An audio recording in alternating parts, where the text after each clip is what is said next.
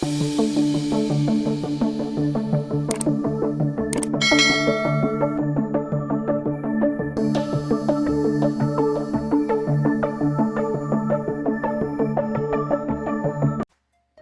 tayo magpatuloy, huwag kalimutang mag-subscribe sa aking channel.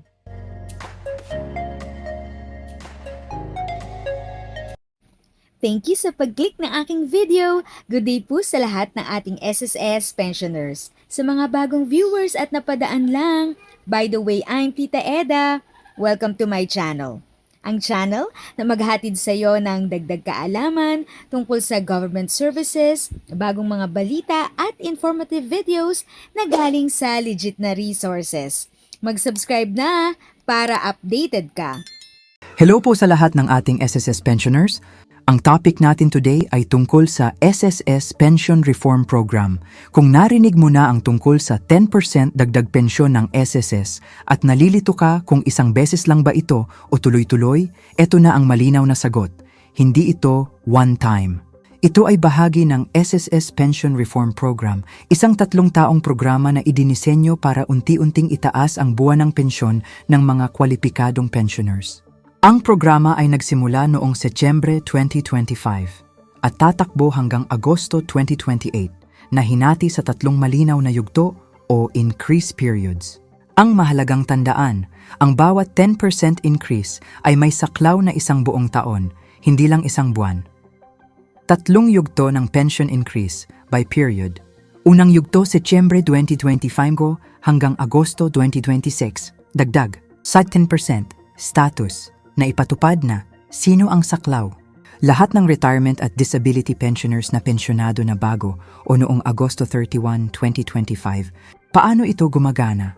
Simula Setyembre 2025, ang pensyon ay may dagdag na 10% na tuloy-tuloy na matatanggap buwan-buwan hanggang Agosto 2026. Ikalawang yugto, Setyembre 2026 hanggang Agosto 2027. Dagdag, paubul 110%. Status. Nakaplanong ipatupad. Ano ang mangyayari? Mula Setyembre 2026, dadagdag ulit ng panibagong 10% sa kasalukuyang pensyon. Mahalagang tandaan, patong ito sa unang dagdag, kaya mas mataas na ang base pensyon. Ikatlong yugto Setyembre 2027 hanggang Agosto 2028. Dagdag, plus 110%. Status, nakaplanong ipatupad. Ano ang ibig sabihin nito? Ito na ang huling yugto ng programa.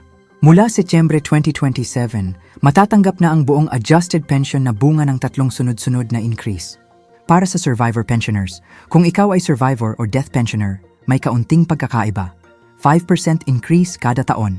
Pareho rin ang saklaw ng mga panahon. 2025, 2026, 2026, 2027, 2027, 2028. Automatic din ang pagdagdag, walang kailangang i-apply. Mahahalagang detalye ng programa siyase. Opisyal na pangalan, SSS Pension Reform Program. Batayang Batas, Social Security Act of 2018, inaprubahan ng Social Security Commission. Kabuuang dagdag, pagkatapos ng 3 yugto, ang pensyon ng retirement at disability pensioners ay tinatayang mahigit 30% na mas mataas kumpara noong 2024. Walang dagdag kontribusyon. Hindi kailangang magdagdag ng hulog ang mga miyembro. Automatic, kusang idinadagdag sa buwan ng pensyon.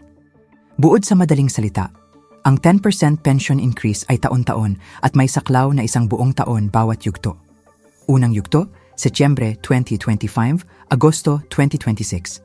Ikalawang yugto, Setyembre 2026, Agosto 2027, ikatlong yugto, Setyembre 2027, Agosto 2028. Hindi ito one time at hindi kailangang mag-apply. Kung may tanong ka tungkol sa sarili mong pensyon, makipag-ugnayan sa SSS Hotline 1455 o bumisita sa pinakamalapit na sangay para sa personal na tulong. If sa tingin mo, natulungan ka ng video ko na ito, nakasave ka sa oras mo, you can click yung thanks button at any amount ay malaking help sa pag-grow ng channel ko. Yun lang po muna ang aking update. Sana ay nakatulong na dagdag kaalaman ang aking shinare today. Ang goal ng aking channel ay mag-create ng awareness. Kung ganitong mga topic ang gusto mo, panoorin mo ang mga videos ko na ito.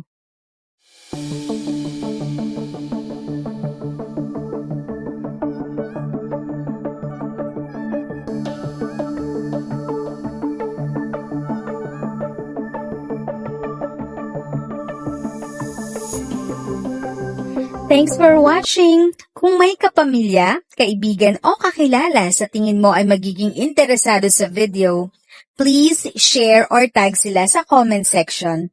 At syempre, if nagustuhan mo ang video, i-like mo na ito at subscribe ka na din.